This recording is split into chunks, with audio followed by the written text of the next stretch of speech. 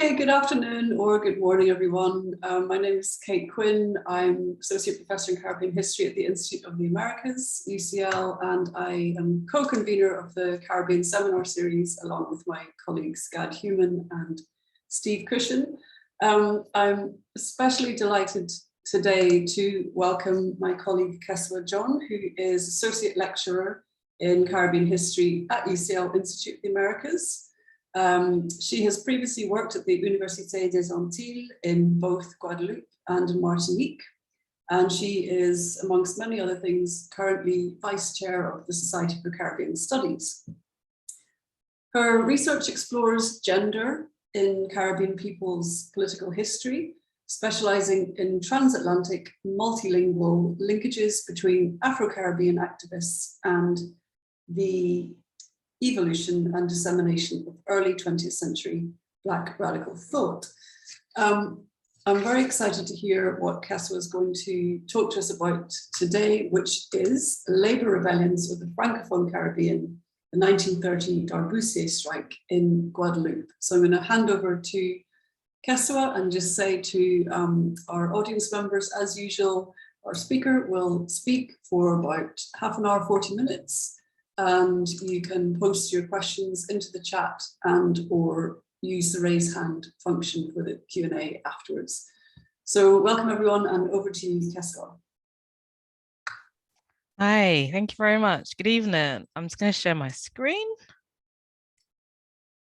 And off we go. So thank you very much for coming and taking the time to be here this evening. I'm going to start this talk by outlining the details I've recovered thus far of the 1930 labor rebellion, which took place in Guadeloupe over February and March 1930.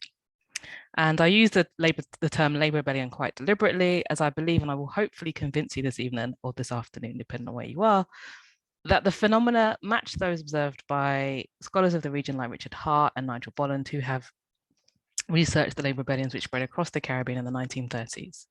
The first workers to go on strike in Guadeloupe were identified as being from the Darboussier plantation in Les Abîmes.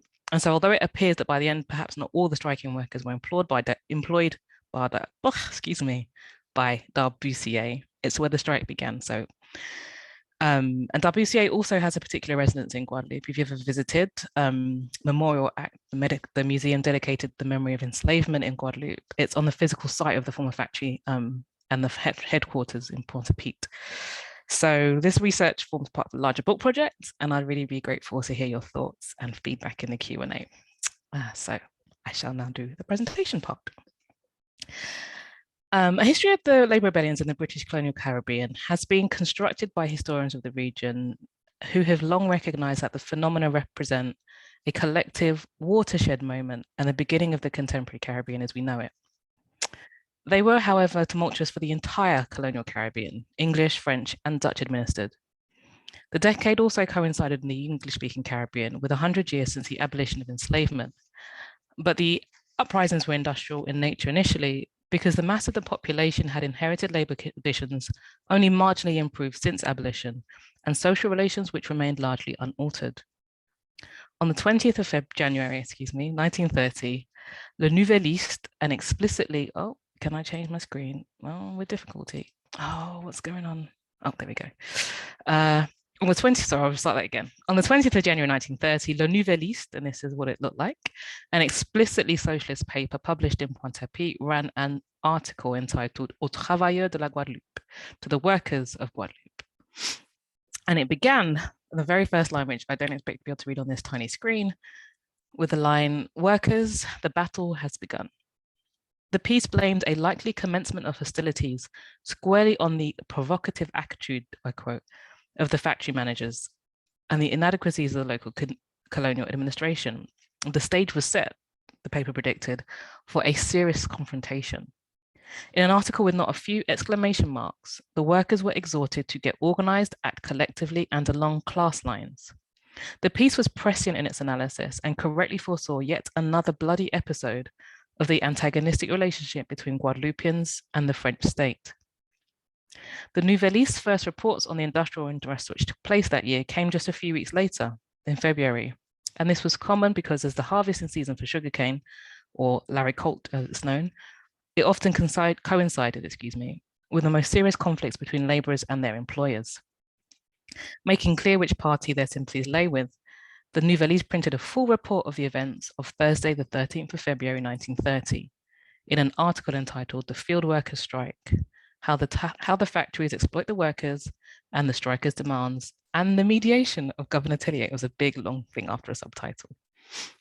According to the story in the Nouvelliste, an unusual sight had occurred on the Rue Frébeau on that particular Thursday morning. Between 250 and 300 people who were obviously agricultural workers and were dressed in work attire had assembled on one of Pointe-à-Pitres' busiest streets. And you've got some pictures of what it looks like now versus what it looked like around that time. These laborers usually worked on the Darboussier sugarcane plantations in nearby Les Abîmes. From the Rue Frébeau, the workers and their representatives walked the relatively short distance, about 700 meters, through the heart of the city's bustle to Place de la Victoire, the city's flagship green space bordering both the city and the sea, the market, and over which still looms the French government's Pointe-à-Pitres headquarters. And the Pointe-à-Pitres, if you don't know, is the capital of Guadeloupe. At Place de la Victoire, radical lawyer Max Clainville-Blancourt joined the workers and their representatives in his role as legal advisor to the trade union La Hue Ouvrière. At the 10:30 a.m., the workers' representatives were received by a representative of the governor, who was to act as the arbitrator in the dispute. To this representative of the governor, and by extension the French imperial government, about 8 representatives of the workers, and I realize I've said the representative 4 times now, but bear with me.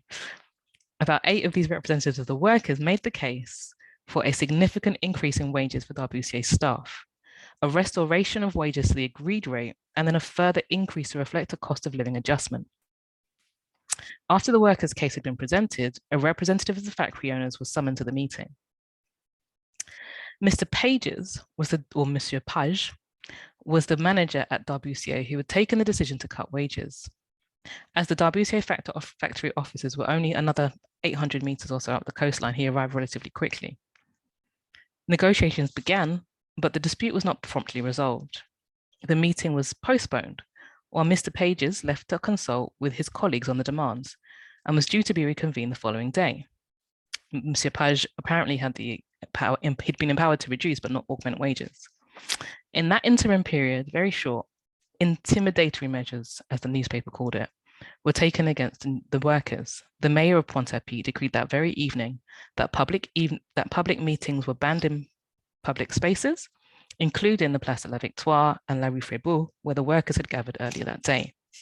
Mounted police officers also began patrolling that part of the city. The Nouvelliste report nevertheless ended with a relatively cheery note that given that no resolution had been found by the time the publication went to print, "We wait," it exclaimed. And wait they did. An article published a week into the strike explained that workers had simply demanded the rates of pay they had previously been promised because the Darboussier factory management had suddenly cut them, claiming, and the newspaper claimed, wanting to make superb profits this harvest.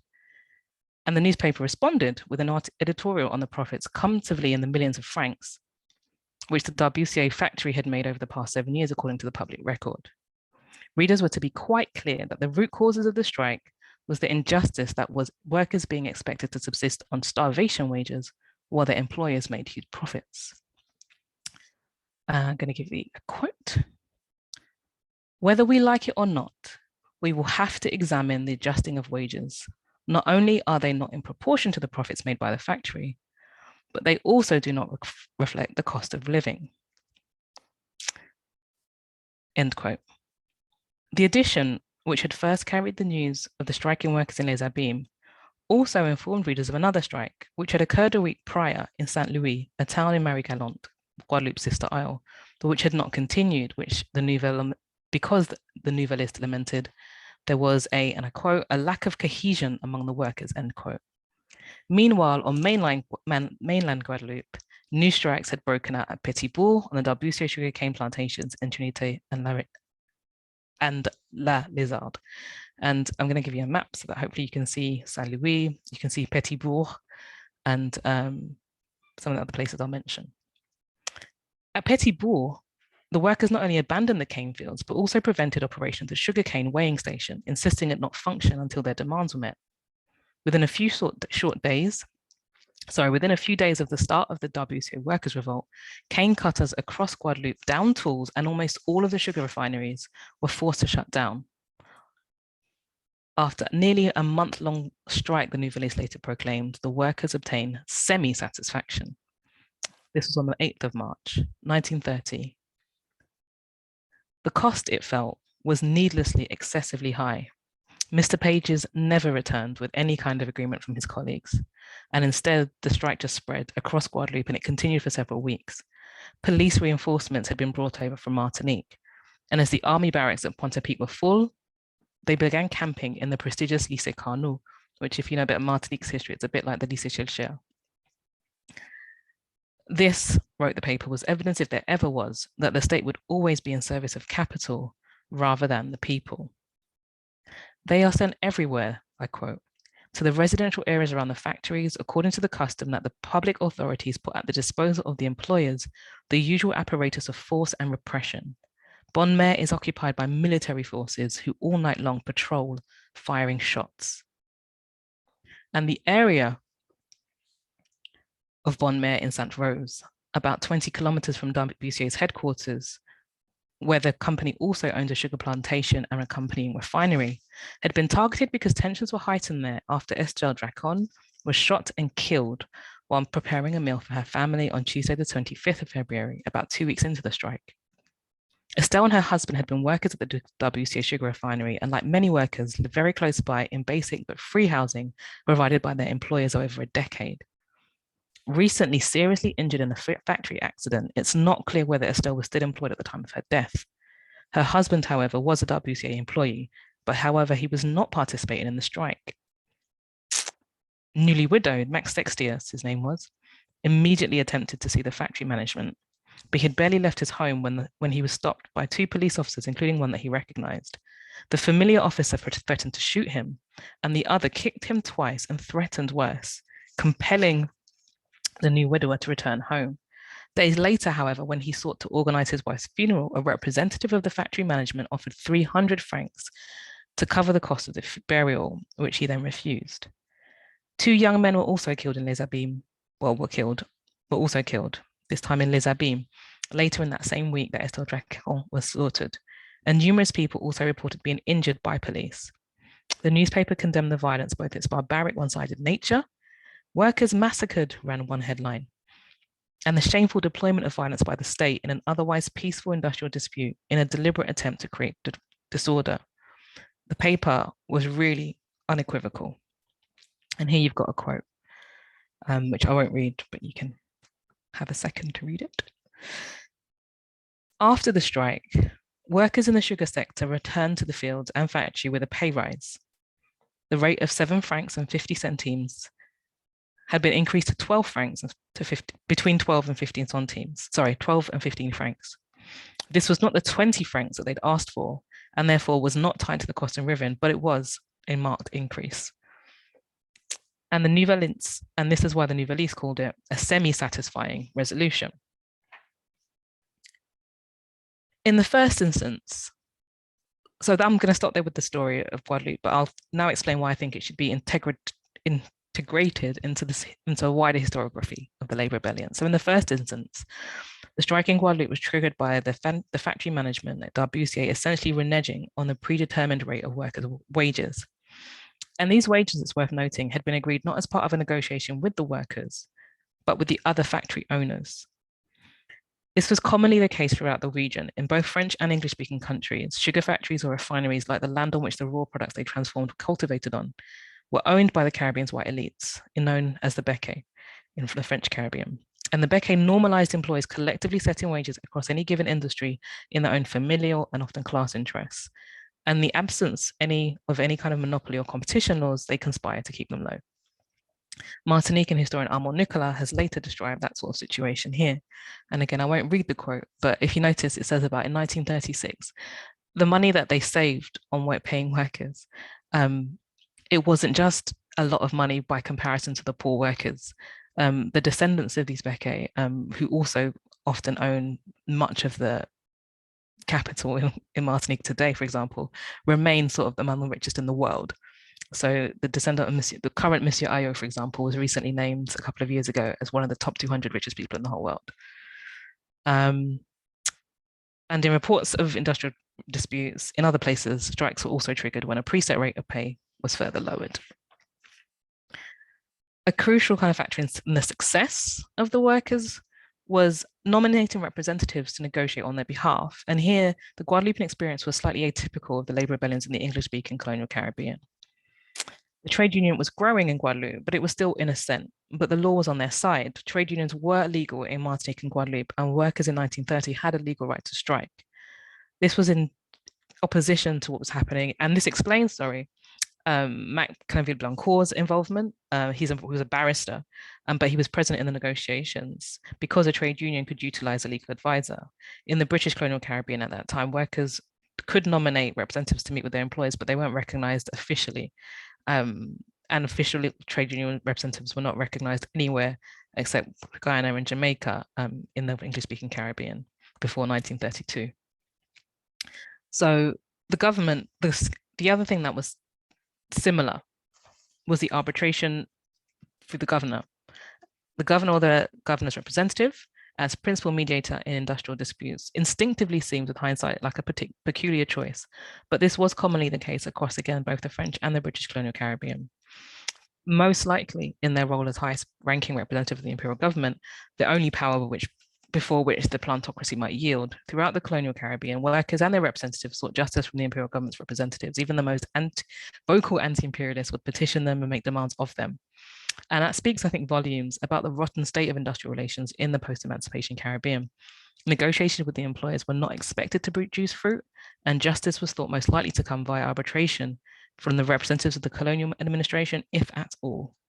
And this bleak picture of justice in the colonial Caribbean perhaps explains another aspect of the Darboussier strike story, which is also present in other episodes of labor rebellions, the signaling to compatriots in neighboring islands or in the diaspora, and to politicians in the imperial metropole who would then advocate on behalf of the workers. In the Caribbean, the radical press eagerly supported struggles in other colonies. They reported on the events, they sent messages of support, and they even investigated conditions for themselves. So when workers went on strike in Guyana, it made news in St. Lucia. Unrest in Trinidad was noted in Barbados, etc., etc. Inter-island unity was not restricted by language boundaries in the 1930s. French and English-speaking Caribbean radicals followed events in neighboring countries and demonstrated a belief that their struggles were with different imperial powers, but they were in fact one fight for justice. So when, for example, in Martinique, Justice, the newspaper there, in July 1937, it published a message from Martinique's communist activists of unequivocal solidarity with the rebelling workers of Trinidad. They addressed it to fellow comrades, and that message is here. Now, this is a particularly intriguing note because the group Jean Jaurès, which published Justice, was actually affiliated to the French section of the Workers' International, not the Communist International, which was the body that often facilitated a lot of communication between radicals in that period. Although they described themselves as communists, the Martinican group was officially attached to the socialist grouping internationally through France. They were part of the French section of the International of Socialists. And they therefore they for a long time operated essentially within a completely separate rival political sphere from where the Trinidadian workers were connected to, because they were affiliated to the Communist Internationals in various ways. The activists in Martinique were aware of the events in Trinidad, as we can see, and they sent this message of solidarity, which suggests that there are alternative networks nurturing links between Caribbean activists in the French and Anglophone colonies, beyond those of which scholars are currently aware. Kinship ties may have been retained between Martinicans who had migrated to Trinidad and their followers in quite large groups in the 19th century, and perhaps that's one of the reasons. But Charles Scheele has suggested the Guadeloupean Victor Jean-Louis Baguiou and his Freemasonry covered some of his Pan-African activities in the Caribbean. And we know that a number of prominent radicals, people like Hégicipé Légitimus from Guadeloupe and John Pilgrim St. Lucia, were also Freemasons. So this may also be a field for further research. In a chapter named The Awakening of the Toilers, Trinidadian activist George Padmore discussed the rebellions in Guadeloupe in his 1931 pamphlet, The Life and Struggle of Negro Toilers. And we can see here quite a detailed awareness of what's happened. So I'll leave you to kind of read this quote. Now, Padmore's familiarity with the French struggle is likely to be the result of his work for the Communist International, through which it appears he came into contact with Temuco Garin Kouyaté, the Malian communist leader who's based in Paris throughout the 1920s and 30s, and with whom he was closely aligned, Brent Hayes Edwards has demonstrated. Clenville-Blancourt, Max Clenville-Blancourt, was identified in police reports as a leader of the Darboussier strike and was a founder member of the French Communist Party, and as well as leader of a bunch of radical organizations in 1920s Paris, would also have been known to Padmore. Now, although Europe's Black population was comparatively small in the 1930s, among them was a group of activists who advocated fearlessly, ceaselessly, and effectively for justice from people from colonized countries, Caribbean radicals who strategically amplified their compatriots' voices in the imperial capitals when they were based in France, the Netherlands, or Britain. And the British-based response to the 1937 and 1938 labor rebellions in the English-speaking Caribbean provides a really good example of the fruits of these collaborations. In addition to large public meetings and publishing newspaper articles to raise awareness among the British public and generate solidarity with the workers in the Caribbean, the UK-based International African Service Bureau, which George Padmore led in the late 1930s, advocated through their contacts with British politicians. Working relationships with sympathetic members of parliament meant that the Bureau was able to have the issues of working class Caribbean people addressed directly by the British government between 1937 and July 1938, between June 1937, and July 1938, through MPs like David Adams, Arthur Creech-Jones, Benjamin Riley, and Reginald Sorensen. Over 50 questions were posed to the Secretary of State for the colonies, almost an average of one a week, which focused on living and working conditions in the Caribbean and what the government was or wasn't doing about improving them. So like the Parisian context of Nouvelliste editor Adolphe Lara and Max Clenville-Blancourt, whose work in 1930 had ensured that both prominent parliamentarians like Léon Blum and Paris's Black radical groups had all publicly expressed support for the striking workers in Guadeloupe, the London-based activists of the International African Service Bureau utilized their close proximity to the center of imperial power to advocate for justice in the Caribbean. Now, given George Padmore's firsthand experience of Black grassroots organizing in Paris prior to arriving in London in 1935, this is not a coincidence. So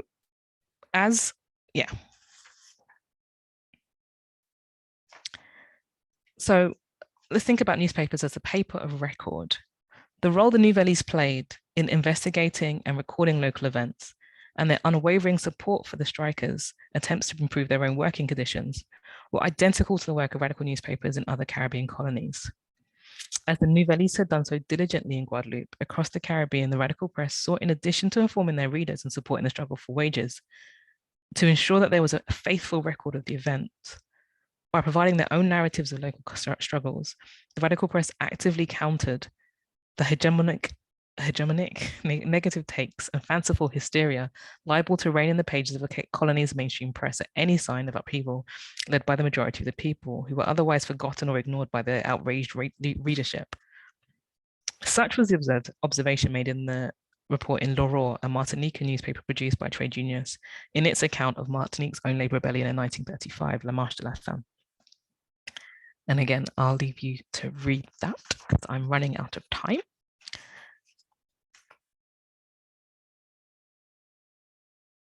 On the subject of newspapers, censorship, both unofficial and official, was a reality sympathetic newspapers faced with which at times prevented them from printing their observations and analyses of their respective societies. During times of acute political tension, however, I've observed that people papers which appeared regularly under normal circumstances, suddenly became completely unavailable. And this was certainly the case in Guadeloupe in 1930. The Nouvelliste in 1930 was usually published 3 times a week, but midway through the Darboussier strike, which lasted a month, with the colony's biggest export industry effectively shut down by a long-lasting labor rebellion, the newspaper, which had served as both an advocate for and recorder of the struggle, suddenly disappeared from circulation for almost 2 weeks.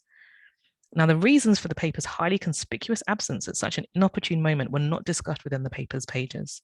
And when it returned to publication, the Nouvelliste merely declared the work as victory, but in notably far more muted tones than with which it had both predicted a confrontation and followed the strike's progress from the beginning.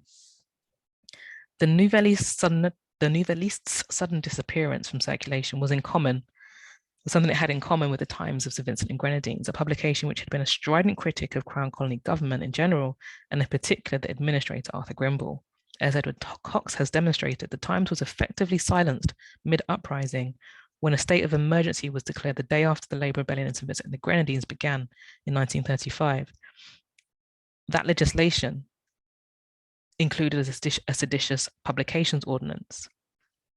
Now, while there's currently little evidence that the Nouvelliste was officially sanctioned following its reporting on the rebellion in Guadeloupe, the idea or the phenomena of a critical paper disappearing from circulation at a point where the colonial administration believed itself to be losing its grip on control of the majority of its inhabitants, and then returning to publication remarkably subdued was a shared experience, seen both in the Caribbean that spoke English and spoke French. A key difference between the newspaper of record for the strike in Guadeloupe in relation to other uprisings in the Caribbean was the politics of the Nouvelliste.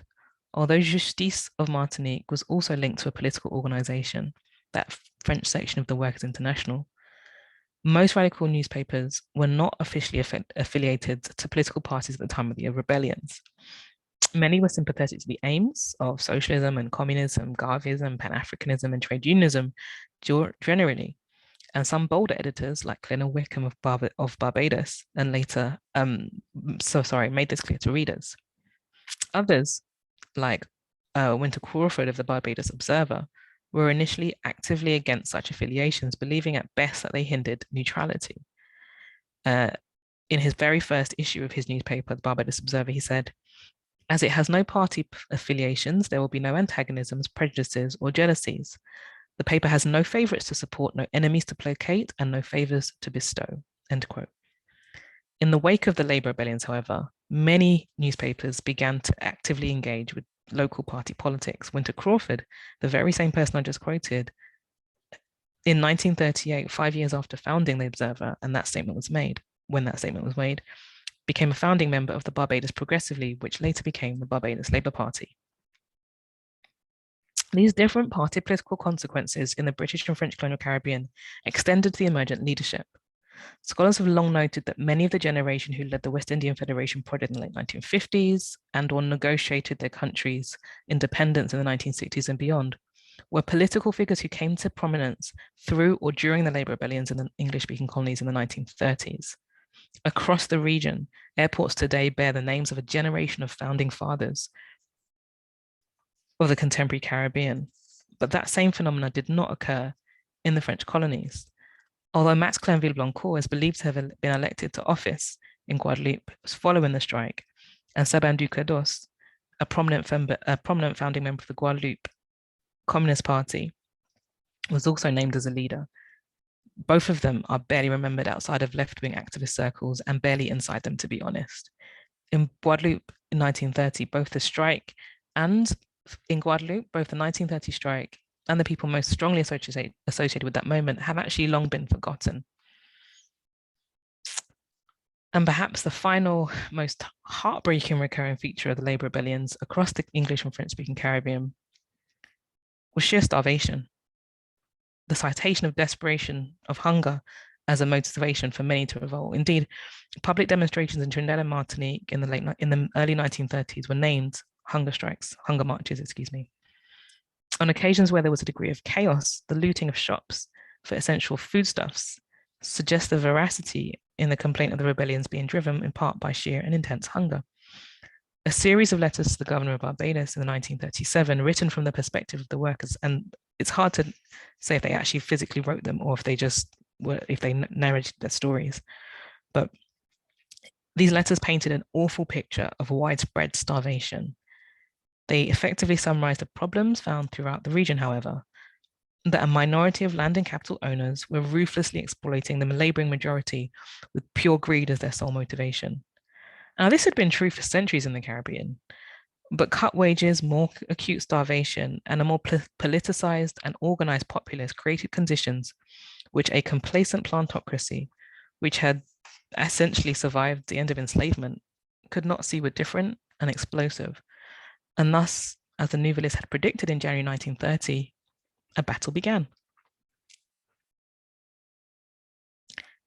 While reprisals were sometimes sought locally in the short term, after the labor rebellions, the insurgency often provoked very similar long-term reactions from the imperial governments ultimately responsible for the administration of their colonies. Both the British and French governments established formal inquiries into conditions in their Caribbean colonies in response to repeated episodes of unrest. In January 1937, Henri Guerleux was tasked, and I don't know how to say that with an English accent, sorry, was tasked with presiding over a 42-member commission to assess the legitimate needs and aspirations of the populations living in the colonies, protectorates, and mandates. Much larger in scope than the smaller Moyne Commission, it dealt with all the territories constituting the French Empire. The Guerleux inquiry, generally considered to have disappointed the Popular Front government's hope of reforming France's colonies through, I quote, intellectual progress and the economic, political, and social development of the people. The stated objectives of each inquiry were not identical, although they shared an overarching principle that through thorough investigation, reforms could be recommended to improve conditions in the colony. As we know, the Moyne, or if you don't know, I'll tell you now, the Moyne Commission's conclusions presented in a 1939 report were considered a damning sweeping expose of British maladministration in the Caribbean and were therefore suppressed until the end of the Second World War. The Guerleux Commission of Inquiry, however, was unable to speak authoritatively on the French Caribbean colonies. It dissolved after just 18 months and never moved past the initial phases of receiving documentation and memoranda in Paris. The Commission's plans to travel to the colonies to take evidence and investigate were thwarted as part of the larger offensive against Léon Blum's Popular Front government. By way of conclusion, it has been contended here that histories of the Caribbean labor rebellions ought to include the revolts in the neighboring French colonial Caribbean islands in their analyses because almost identical phenomena occurred under very similar circumstances. The root causes of the rebellions were social relations and economic exploitation still uncomfortably reminiscent of the era of enslavement. Widespread unemployment and underemployment were common complaints, as were wages which were not commensurate with the actual cost of living for those who were employed across the region. Whatever form the revolt later took, all began with workers going on strike or attempting to articulate collective demands for better living conditions to the local authorities. The vast majority of these assemblies were intended to be peaceful gatherings. A descent into violence was most frequently traced to an overreaction of the police to any form of Black working class protest. Violence began not within the assemblies of large groups, but was sparked by the authorities who feared them. Yet tragically, in many places, men, women, and young people alike lost their lives. The duration of the uprisings differed. In Guadeloupe and Trinidad, there was almost a month-long general strike, whereas in St. Vincent, St. Kitts, and Martinique, revolts took place over just a period of days. And most places fell somewhere in between those two. In each colony where labor rebellions occurred, however, there were multiple sites of unrest, which were often on opposite sides or in various locations across the country.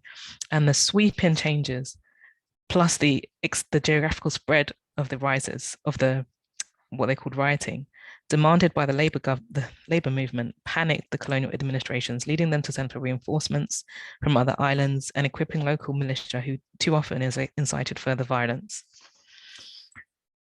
The region's radical press almost unanimously condemned all violence, but pointed to its roots in trigger-happy, provocative policing of peaceful assemblies presenting legitimate grievances. And the mistreatment of nominated representatives was another theme throughout the labor rebellions, an indication of the deep contempt with which the employers held their employees. This also provoked frustration and produced further problems in turn. We see that most obviously in Barbados, where the deportation of the leader led to the rebellion. Neither open nor covert censorship failed to prevent reporting. I'm just going to jump to the conclusion bit now, sorry. Neither open nor covert censorship failed to prevent reporting by newspapers or to prevent news from spreading. Aware that the Times, for example, had been effectively silenced in St. Vincent, Colonel Wickham, who was based in Grenada at that time, then travelled there and reported on the situation for his own newspaper. Radical papers also sent messages of support from workers in their own colony, as seen in the message from Martinique's Justice addressed to the people of Trinidad.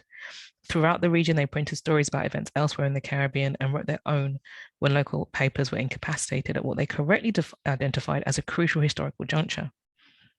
Organisers also utilised their international contracts, making sure the demands of the Black working classes in the colonies were heard at the imperial centres. The cause of the labour rebellions was horrendous injustice, absolute poverty, and merciless exploitation, a consequence of societies still beholden to the hierarchies of race, class, and colour, which had been institutionalised during enslavement. My reconstruction of the Guadeloupean labour rebellion, largely through reporting in the radical press, is a testament to the importance of these newspapers and their contributors. As one of the few outlets in any given colony interested in the lives of working class Caribbean people, their reporters were informed and cognizant of local realities. They were thus unsurprised by the outbreaks, even predicting confrontation, which so startled officials and powerful local and international observers alike. Unlike their colleagues at the more prestigious papers, they sympathized with the workers' cause, and through their coverage and granting of column space, permitted the recording of the voices of the people struggling for justice in the French and English-speaking colonial Caribbean, so invaluable to researchers nearly 100 years later. The labour rebellions, events which shocked and then transformed the Caribbean, formed a decade of constant working class organising for change. The fact that the Darboussier strike bore a strong resemblance to events in the English-speaking Caribbean later suggests that the tendency to minimise or erase the French colonial Caribbean from Caribbean historical narratives is both misplaced and misleading. I'll stop there. Thank you very much for listening. Thank you very much indeed. That was fascinating. I'm going to kick off with maybe a two-part question. One is, I mean, it's clear from your paper that you can see so many of the parallels with the British Caribbean that you pointed out, as well as the very interesting differences.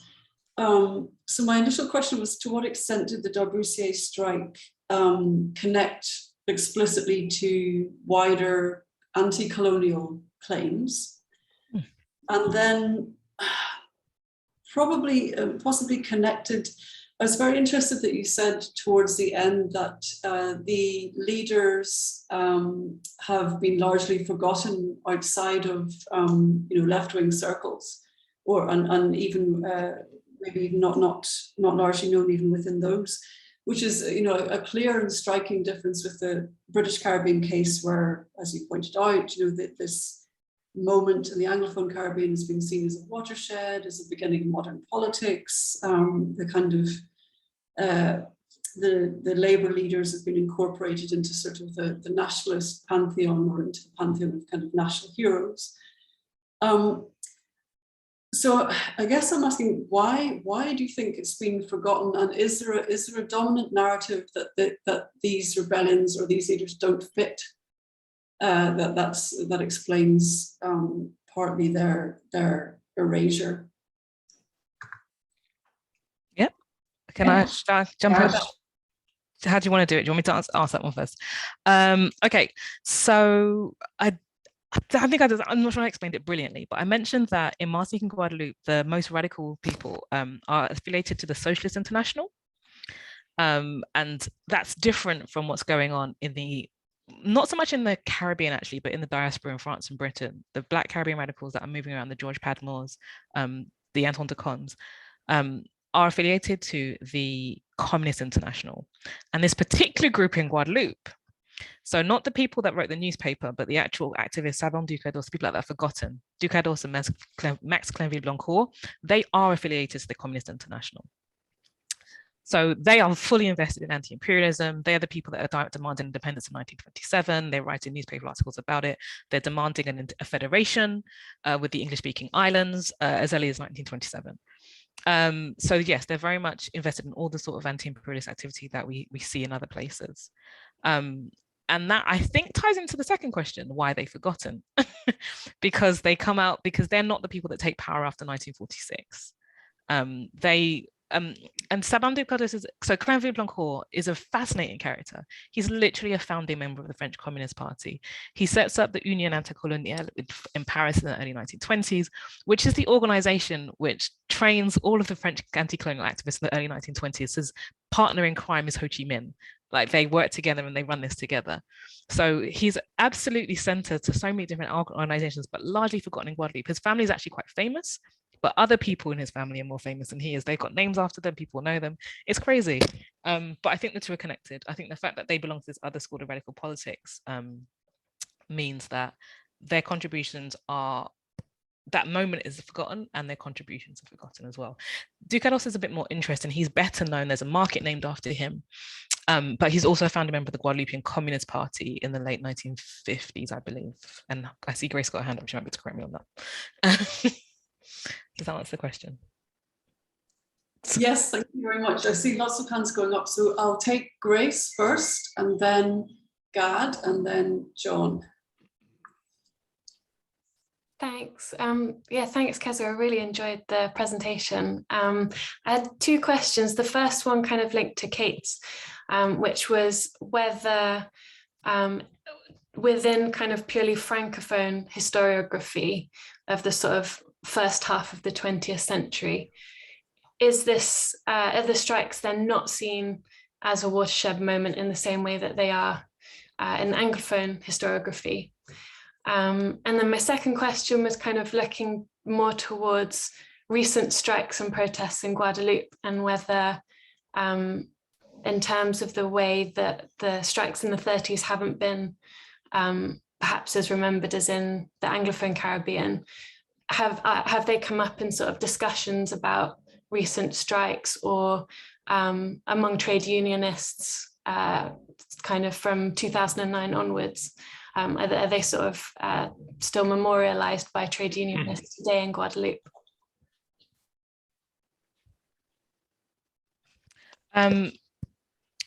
So Guadeloupe and Martinique have slightly different trajectories here. In 1935, you have La Marche de la Faim, and that is considered the same watershed moment it is in the English-speaking Caribbean.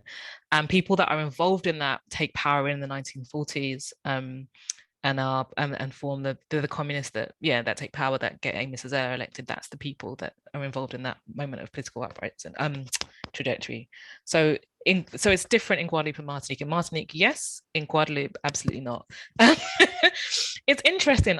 So when I actually came across the story through the diasporic press, and I was like, they kept talking about Guadeloupe, and I was like, what's going on in Guadeloupe? What do they keep talking about? They keep referring to these events. No one ever talked about it. When I asked people about it, no one knew what I was talking about. There is zero historiography from what I can tell about this particular event, except in the original contemporary sources, which talks about it loads. Are they memorialized? Not as, so no is the short answer. Guadeloupe does have its watershed moment, but I think I would describe that as more May 1967. That's the event that people talk about a lot more. Like, they kind of, I'm not 100% sure. I'm quite curious myself as to why this is so forgotten. I don't have an answer. Thank you for the question, though. Thank you. Gad. Kesua, thanks very much. That was really interesting.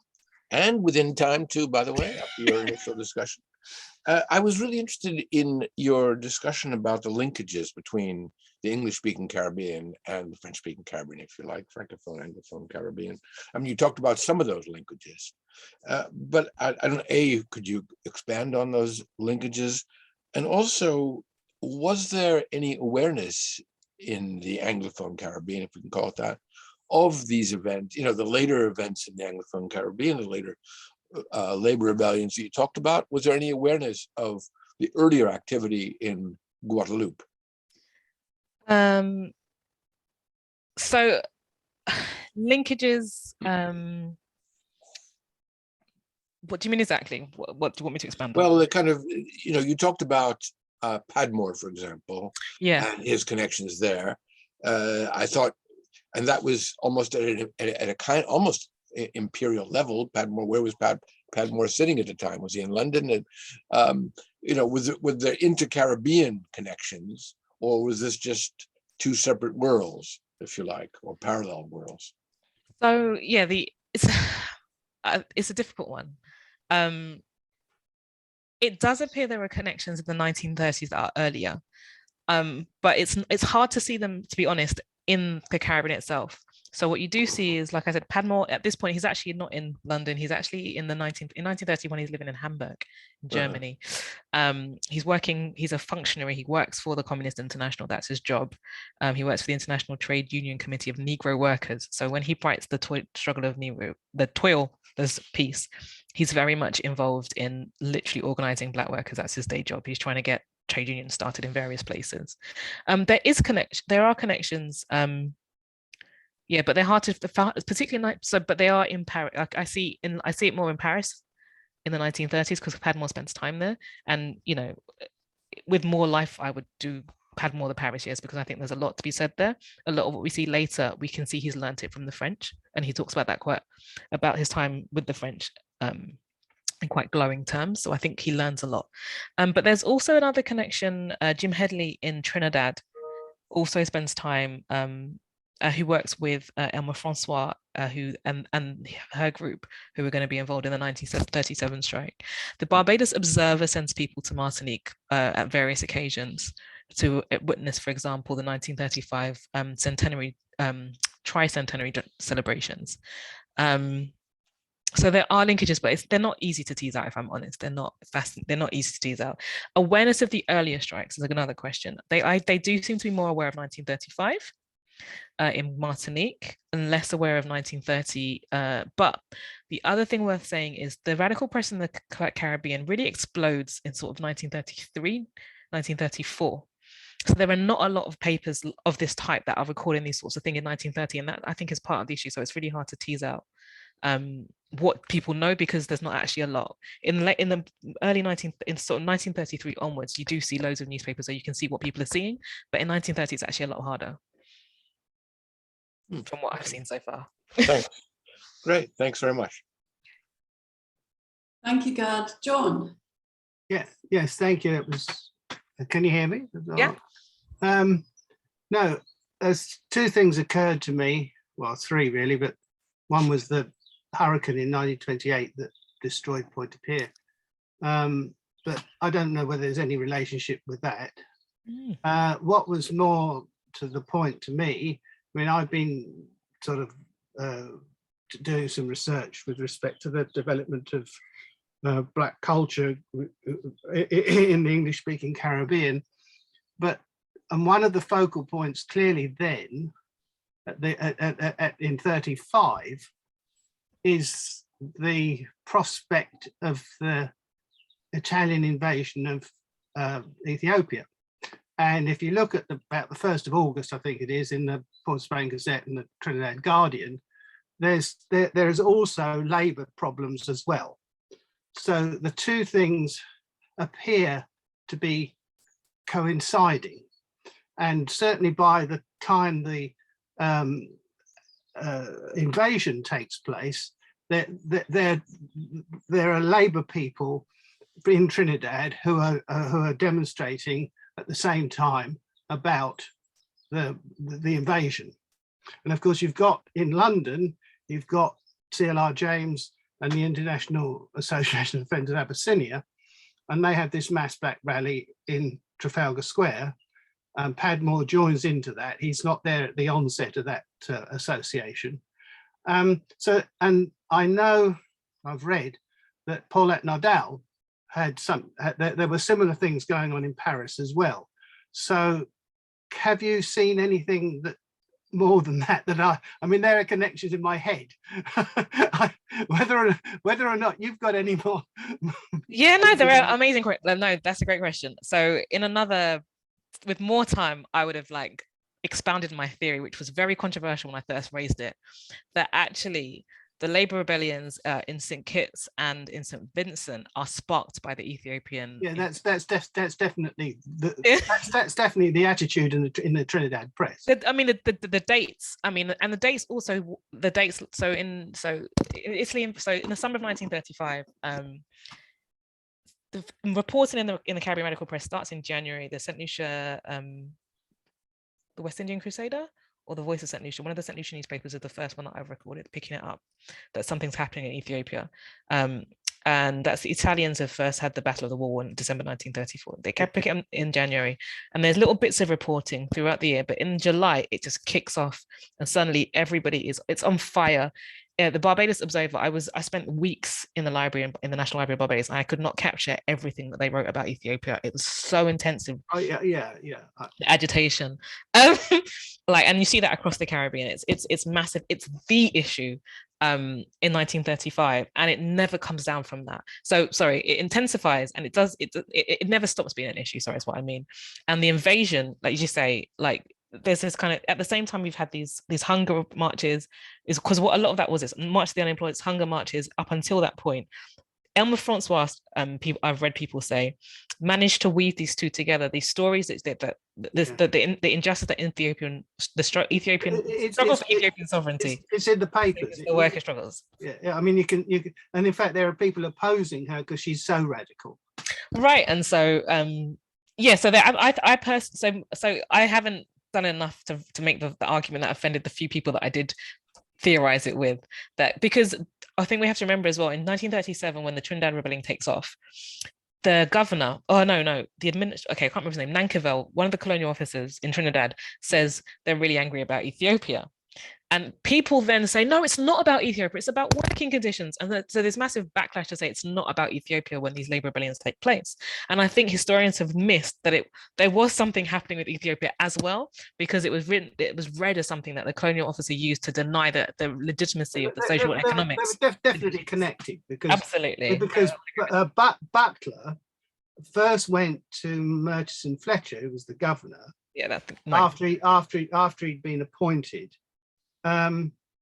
Because of it was the problems with hunger that he went to the governor.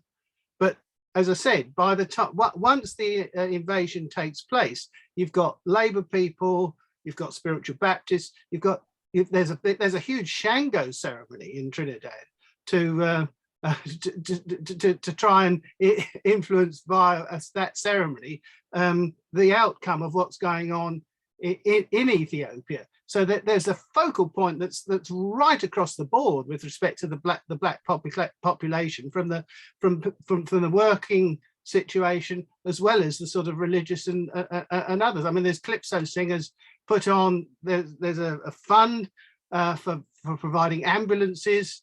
There was a proposal which fell foul of I think a 19th century act, and in fact I think C.L.R. James suggested it from London as well, that black people from the Caribbean should go and fight. Yeah. So it's full of things like that, and they all seem to me to be utterly interconnected. And Paris. Sorry, you did ask me about this. So Paulette Nadal is the secretary of the French equivalent, if you like, of the British branch, and they work together. She wrote in her not memoirs, but there's a book that she kind of is interviewed in, it's of her interviews, where she talks about meeting Amy Ashford Garvey, who obviously with James has co-founded the Friends of Ethiopia. So Paulette Nadal is very involved and she travels around Europe. I think she goes to Brussels and she gives a speaking tour. She publishes in Senegal, I believe, on what's happening in Ethiopia. So yes, there's very much connections around Ethiopia.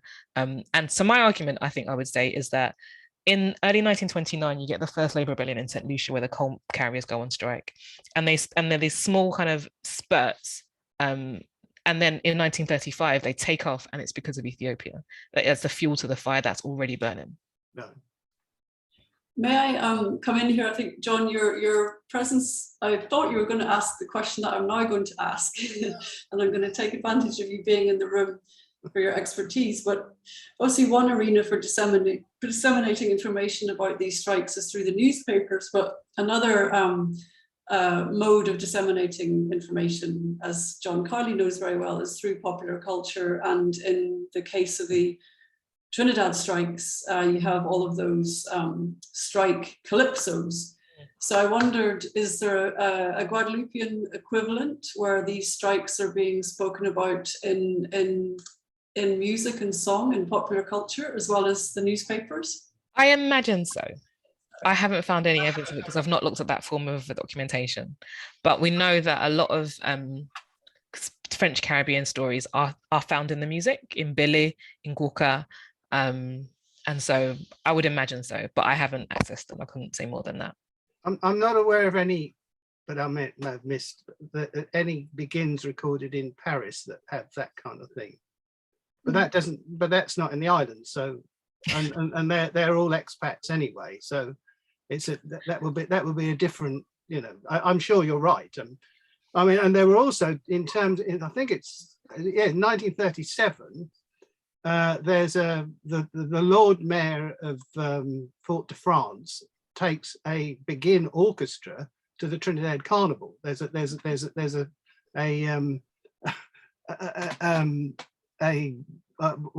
municipal sort of interchange. And the other thing that's worth mentioning is that then the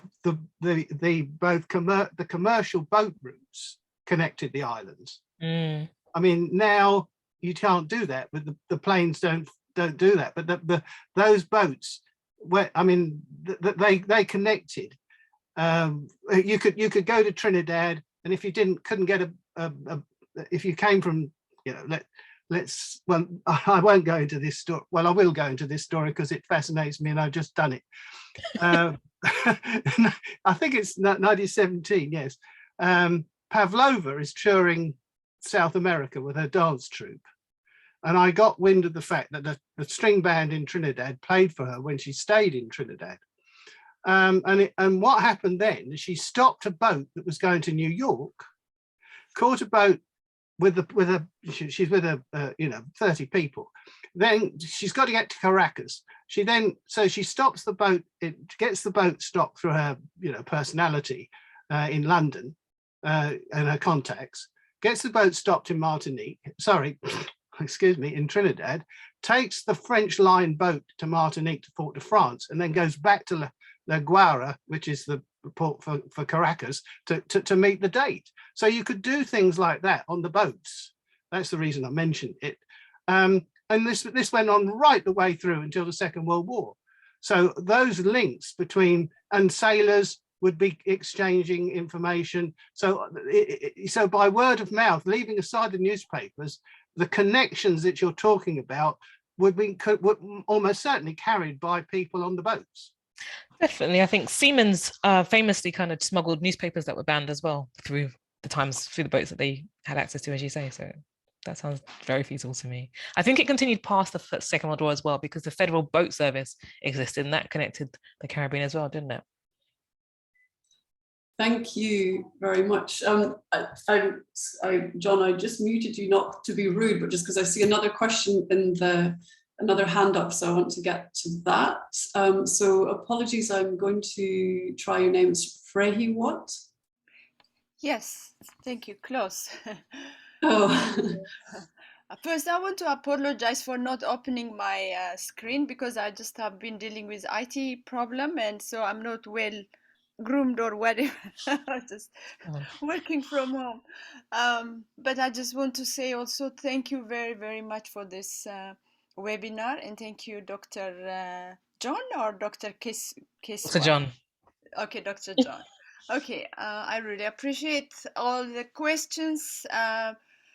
It's very, very inspiring that there are people who are genuinely interested in progressive issues. So, in this time, it's very, very hopeful. The world will get better. Oh, thank you. Yeah. I found the webinar very, very educational. I'm not familiar with Caribbean history as such, but I'm very much interested. It's a very vibrant region, and it just shows the struggle. That's what it shows. And my question is, I have a lot, but just one question is that, so there was some kind of kinship connection between Martinique and Trinidad. Mm-hmm.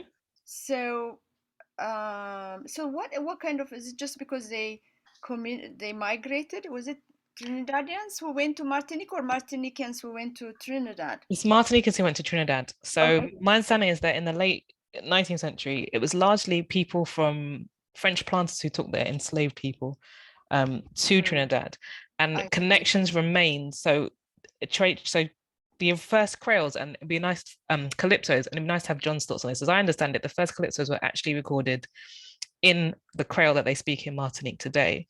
And so many Martiniquans continue to migrate. It continued to be a destination for quite a long time. Okay, okay. So yeah, okay. So then I was wondering, because I want to relate this. My question is that like the division between Trinidadians' Communist International affiliation versus the Guadeloupeans' association with the French Socialist. So how does the Black solidarity, Black brotherhood, sisterhood, which the Caribbean people felt even for Ethiopia? I'm from Ethiopia. Actually, it's very close to my soul, this thing. So how, I was just wondering, how were they able to bring all these things together? How did they inhabit these contradictions, or did the Black solidarity, finally took over? I don't know if you could comment on that. Yeah. So the Communist International people were a bit more like hardcore about like the others being traitors to the class than I think the Socialist International people were. I think that's the impression I certainly get. Which kind of solidarity transcended? Well, I think ultimately they were all sort of Caribbean people and they were fighting the same fight.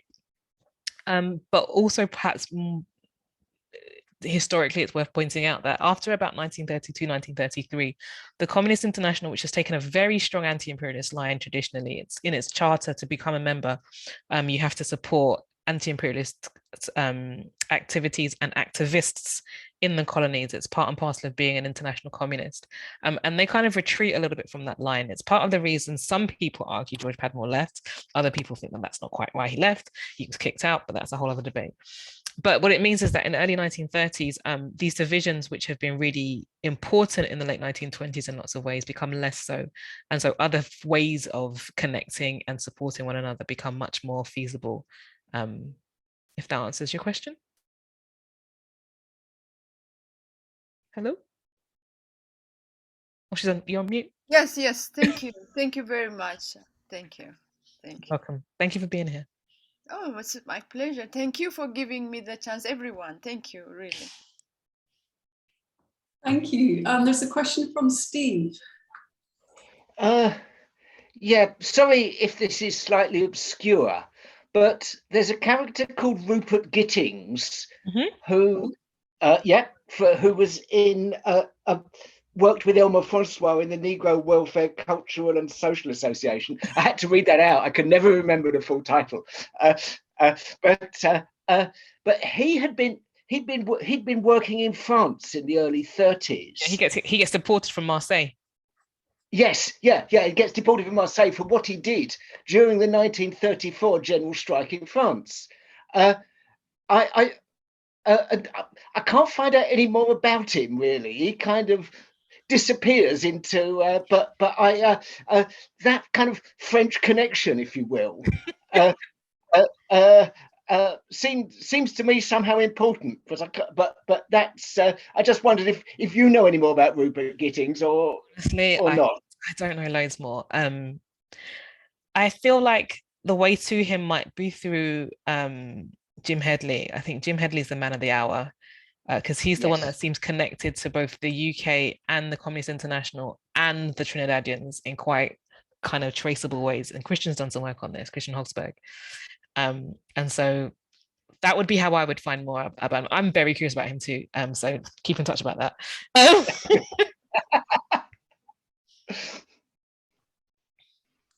Good, we're making connections. Are there any other questions from participants? I'm not seeing more hands, but you can raise your hand or you can unmute and ask. Gad, yeah. So this is a very interesting discussion, Keswa. And this came up in various questions, but I'm just rather curious, because you mentioned, of course, Garvey. You didn't mention the Rastas, but the Rastafarians. A little bit early for them, though, isn't it? Like it's 1930. Well, yeah, it is. And the question is, was there any echoes of that in the French Caribbean? Any of that impact? because we're talking about, of course, Ethiopia and all of that, but was there any resonance of this other kind of stuff? No, it wasn't too early it wasn't, of course, too early for the Rastafarians, who were very busy in the 1930s, but whether they had any impact or resonance is the question. No, I meant in Guadeloupe in 1930, because I think they form in the 1930s, don't they? So this is Yeah, right. But so in terms of Garvey, there's a newspaper in Martinique published, which is a Garvey supporting newspaper in the 1920s. So he's definitely doing the rounds, and that newspaper is part of it's the newspaper, it's the organ of the Martinican Pan-African Association connected to the association in France, sorry. So it's a very kind of, and a member of that association is the Victor Sévère, the mayor of Fort-de-France. So I'm thinking it's as a relatively, what's the word I want to say, public facing and respected organization. So he's making waves in quite bougie, for lack of a better word, circles. In Guadeloupe, Mark Garvey is far less important because they have their own Garvey. They, in the form of a Legitimus, I always say his name wrong, Regicipe Legitimus. And so he takes, he's actually an elected representative who kind of, in the French National Assembly, he's a deputy for Guadeloupe, elected in 1898. And he's nicknamed the Black Jaurès. So he's a socialist, and he's kind of a mix of the socialist, Pan-Africanist, Garveyite kind of messaging, but long before. And so actually one Guadeloupean historian has described the 1930s group as his heirs, the heirs of Legitimus, the sons of Legitimus, he's described them as. So I don't know that doesn't mean that Garvey doesn't have an impact, but you see the presence of, and Legitimus, I should add, he doesn't just get elected in 1898, he also dominates the Guadeloupean political scene pretty much until his death in 1944. And so he's a massive figure. And there's actually not a record, but that doesn't mean that it doesn't exist. So far, we have not found traces of his connection with Garvey, but that's a field of research that would be fruitful, I would hope. Great, thanks. Thank you. There's a question from Leonie in the chat who asks whether women workers were striking alongside the male workers. Not only were they striking, they were in the lead. So in the kind of best example we have of that is, we talked earlier about Elma Francois, and she's very much a character who's the leading activist in Trinidad and Tobago in the 1930s. She's the one that leads a lot of these hunger marches. She's recognized as the leader of the organization that Steve was going to get the name wrong without reading it, and I'm not reading it, so I might get it wrong, but we call it the Negro Welfare Social and Cultural Association. It's a mix, Negro Welfare Association and Cultural and Social all together.